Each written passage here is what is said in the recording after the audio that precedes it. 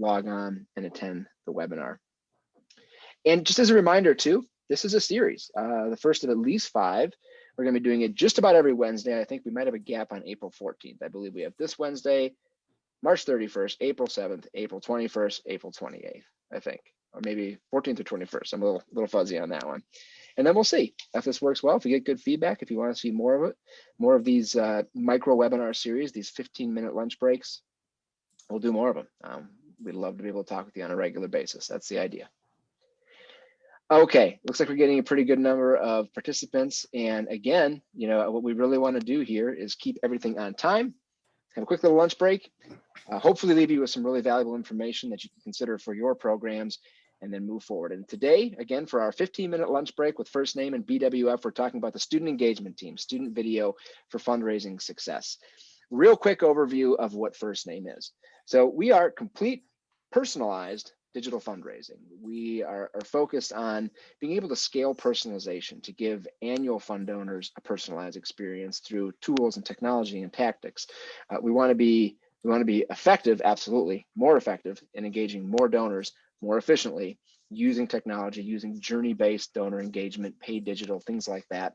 We offer technology platforms for giving days, crowdfunding, causes, your everyday online giving. We are soon to be launching a personalized microsite platform called Mercury. We do giving day strategies. We do digital development officer strategies, our student engagement team, which we'll talk about quite a bit today. So there's a lot that we offer. We can be, you know, really full service for you. We have a lot of technology, but we also recognize, most importantly, that this is fundraising, and fundraising fundamentally is about people and will continue to be about people and relationships between people for a long, long time. So the way we view technology is not in any way to replace our current team, to enhance our current team, to give them more tools and more tactics to more effectively and efficiently engage donors. Student engagement team is a wonderful, wonderful example of that, and what we've been doing to better engage constituents, alumni, donors. The student engagement team concept, you might be familiar with it. You know, it's a team of anywhere from about a half dozen to a dozen, potentially more for a larger institution, students who are using video, social media, email, text, in some cases even limited phone to engage a donor community. It's that multi-channel student engagement piece. One of the most important elements is we find students who, number one, can produce video, number two, have that charisma to stand in front of the camera and really deliver a message and to connect with people through a virtual medium. So the hiring process is a very big part of this, making sure that we get that right. What we're after here is a massive increase in the content. You know, for all of these things to work, and I want to close talking about the sort of continuum that helps us lead through awareness, consideration, intent, conversion, and stewardship. Really, to do digital marketing well, you need a lot of content, and the better that content is, obviously, the more successful you'll be. Students, they are producing minimum 1 new video per week in all of our programs. In a lot of cases, it's several new videos per week. And it's really solid content. It's that authentic content. It feels real because it is real. It's coming from students, but it's also quality. You know, when we first started doing these student engagement team programs, we thought we had to actually produce video ourselves. We thought as a firm, you know, we'll work with students, they can be the star of the show, but in order to actually have that volume, we're going to have to produce a lot of video, which can be expensive, of course. Well, we discovered that's not necessary. The students, as long as we coach them, work with them, guide them on a daily basis, they're actually fantastic video producers. They have the level of quality, the image is clear, the audio is audible, and the message is real. And it really resonates well with donors. So whatever reason we need content for, students are fantastic video producers. And that's the big part of this, having that content, that, you know, feeding sort of that content monster that modern marketing requires. And it really works well.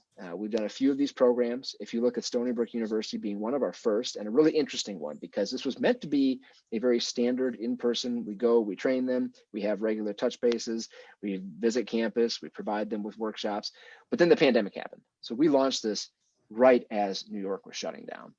And that meant a lot of things. Number one, it meant their strong phone program had to go remote and had to be dialed back significantly. It meant we couldn't do the in-person training. It meant students couldn't actually get together to physically work together on the projects, but it really didn't matter. All of the content those students produced significantly outperformed the content from other more traditional channels or even other digital channels. You know, for example, we had an email go out from leadership, deans, university president, did well, a couple hundred gifts, almost $30,000 raised.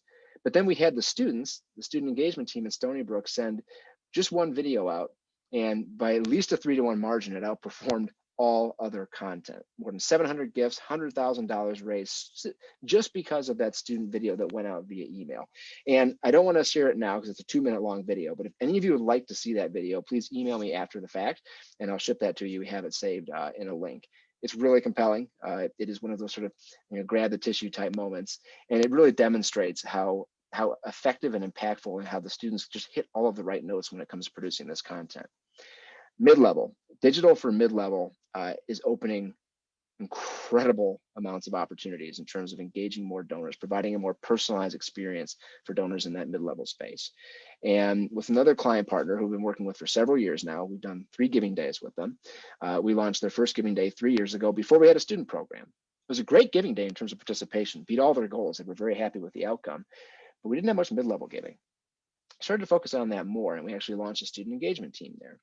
And in the second giving day, when we went from just one $500+ gift during giving day number 1 to giving day number 2, where we had 38 $500+ gifts. Giving day number 3, we're still doing the counting. This is a fairly recent event, but we know we have more than 100 $500+ giving day gifts in year number 3. The difference between year number 1 and years number 2 and 3 was a student engagement team. We had students prepping the audience, warming the audience, getting content out many weeks before the giving day. On the giving day, we had students sending personalized thank you messages to donors who made gifts in that sort of mid-level space. We saw those donors sharing that content. We saw other donors giving after that content was shared also at the mid-level. What's really interesting is this year, we had to scale back the student work because of the pandemic, but we still were able to work with volunteers for the giving day. So we couldn't do a full year-long giving day student engagement team, or excuse me, couldn't do a full year-long student engagement team, but we could do some work around the giving day, and that was still enough to kind of keep things moving up. So annual fund, mid-level, retention and stewardship. I think that's an area for this that is really going to be exciting to explore. We've thought about it in terms of either supplementing or in some cases replacing the phone program with the student engagement team. But that doesn't really get into the stewardship component of this, and there's a lot of opportunity there as well. So what do you need to think about when you're building a student engagement team? First, find the right talent, hire for the role. Don't just reassign student workers. This is a very specific set of skills. It's the ability to produce content, yes, but it's also the ability to be the star in front of the lens. And it's also the ability to do digital marketing, to be online as a social media ambassador for your institution, for your organization. So finding the right students is key, making sure that you have a good job description, that you hire the right students, that you're looking for the right talent. And then you really do want to think about this as a program and use some of the sophisticated modern marketing tactics we have available to us to be successful. When you do that, when you put a small amount of paid behind a post, you reach exponentially more people, you get better engagement with the posts. And the really good news here is, at least when it comes to Facebook, video views is one of the cheapest forms of advertising. You can get video views for 3 cents a view in a lot of cases. So for just a couple $100 on an important post, a video that you really want people to see, you upload that custom audience, you target it with this content. It's great content, it resonates well. You'll see dozens of posts. We have an example here where we had a donor who hadn't given in 15 years, finally re-engaging the institution because of a student engagement video that they saw, student engagement team video that they saw. So really partnering this and pairing it with a robust digital marketing strategy, obviously applying it to all your events, your homecoming, your galas, your donor relations, stewardship activities. And again, the reason why we're looking for those charismatic students, because we want to establish them with a community. Typically what we'll do is if we have a dozen students, then we have a dozen or so segments across the institution. And we want to keep those students aligned with those segments so that the individuals, the constituents, the alumni within those segments will start to become familiar with the students, which has a long tail effect. It's not just having them react well to the content in the moment, but it's having them open emails that come from those students, respond to text messages that come from those students. Ultimately, all of it leads to more conversions, more gifts, more dollars, increasing participation at your institution. Now, this is that continuum I wanted to mention, and we'll close on this. For all of the digital programs that we do, we generally try to follow this, where we have an awareness stage, consideration, intent, conversion, and stewardship. And let's say it's a giving day, and we're 2 to 3 months out of a giving day. Now, as you might have run 4 or 5 giving days at your institution, but there's still no way that everyone in your database knows what the giving day is. So first things first, we want to let them know when the giving day is and why it is, what it accomplishes, what the purpose is. Of course, in most cases, that's just give any gift that you can. Then it's the consideration. And here we're starting to get into sort of impact of giving messaging, talking about what different funds will be represented, what happens when you give to those funds, how those dollars will be spent. If you had a giving day in the past, you might say, last year, X numbers of donors gave to this in the business school, which provided scholarships for this many students. So the next one is kind of consideration part 2, but really it's intent. So we've made them aware of it. They know how gifts are used. Now it's their role in the actual giving day. Your gift to this area will do this. So if we do all this, we prime the audience, they understand what's coming, they know it's almost like an election. Very few people are deciding if they're going to vote or who they're going to vote for on election day. That decision has been made long in advance because of a number of factors. That's what we're doing here with this continuum, so that by the time we get to the giving day, or it could be end of calendar year, end of fiscal year, what have you, the conversion happens. And then we go right back into stewardship. We keep going that impact of giving message. And the key here is content. All of these steps require a lot of good donor engaging content. Students are by far the best group to be able to deliver that content. And this, of course, is not just the road to acquisition, but it's also the road to retention. If we're looking at fixing retention, we follow this. All the new donors would come into this funnel, come out of this funnel with the stewardship message, go back up to that awareness phase, have points throughout the year where they can give again. And again, that steady stream of student-centered content is what matters most. So that's a real high-level look at our student engagement team. 12-12, my goodness, we did it. We did it in less than 15 minutes. Next week, please join us again, same time, same place, Wednesday, March 31st. We're going to actually talk about the 5 essentials for a strong giving day. So I'm looking forward to talking with you about that next week. Please encourage other folks to sign up, share this webinar once it's recorded and live. But yeah, student engagement team. We think it's as fundamentally important as a phone program is, or at least has been over the last 30 years in higher education. This is how we do modern digital fundraising. Actually, scratch the digital. This is how we do modern fundraising across all channels, having sort of this multi-channel student engagement team. So with that, I want to stop and ask for any questions. Feel free just to, I don't know if you can unmute or not, but maybe you want to put them in the Q&A or perhaps in the chat.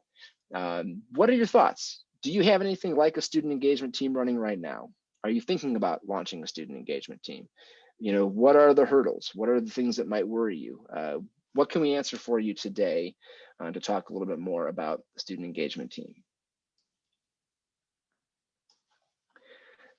So first question I'm seeing here is around whether or not the students are university employees, or if you're working with a firm like ours to actually hire the students. So it's a great question. And the way we've done everything so far is the institution employs the students. Now we develop job descriptions, we do all the interviews, we make recommendations on which students to hire. Sometimes there's a university employee who sits there and works with us on that. Sometimes we kind of go at our own and make our recommendations. But then in the end, we still want them to be school employees, institution employees. So when it comes to the actual HR paperwork, that type of activity, that is on the institution. We'd be interested in exploring the other direction if that's desired. But again, so far, the institutions we've done this with have preferred to actually hire the students. So we've got a paid question here. A budget for promoting student content. That obviously varies, depending on your objectives. Whatever you're trying to accomplish, what you spend makes a difference. As I mentioned, video views are extremely affordable. So that means we're not trying to direct to a page. This is like the awareness phase. Top of the funnel, huge audience. We want to get as many people as possible to understand that this campaign is coming up or this is happening. So video views are cheap, and you can boost a post, depending on how big the audience is, $200-$300 and have a really measurable impact on that. It gets, as you move down the funnel, and then on different channels too. LinkedIn, for example, is typically a lot more expensive than Facebook. As you're starting to try to get towards conversions, you get a warmer audience, a smaller audience, people who are engaging with the content, then it becomes a bit more expensive, but still pretty reasonable. So, we feel if we're going into a giving day, for example, and we have $5,000 to spend on all digital advertising, that's a great budget. If you're looking at, say, again, size of the institution matters a lot, but if you're a mid-sized institution, you've got $10,000 a year to spend, that's fantastic. If you're a large institution, maybe $20,000 a year to spend on the ads themselves. That's perfect, but there are levels down from there. And I guess generally speaking, any spend is better than no spend. So even if you have a very small $100 budget per post or per campaign, it's still worthwhile. But again, usually, depending on the size of school, small schools for that maybe 5,000 per year, mid-sized schools 10, 15,000, larger schools 20,000 plus. And then of course, I mean, you're buying exposure, you're making sure the content hits the mark with more people. You can go up from there, especially if after a while you analyze the results, you're seeing success in certain areas. That's one of the things you want to be able to do too, is sort of optimize campaigns over time and spend more wisely, not necessarily just more, but more wisely. Great questions. Does anybody else have any thoughts on this, or any observations, or any ideas or stories to share? Okay. I guess officially a 17-minute lunch break here in Minneapolis. It's 17 after noon, 17 after 1, of course, East Coast, after 10 on the West Coast. Thank you very much for joining us. Again, we'll be doing this every week. We appreciate you joining us, and we look forward to having conversations with you going forward. Let us know if you have any ideas for future sessions. Again, we're building them out hopefully past April. Otherwise, we will see you all right back here next week on Wednesday, March 31st. Thanks so much, everyone.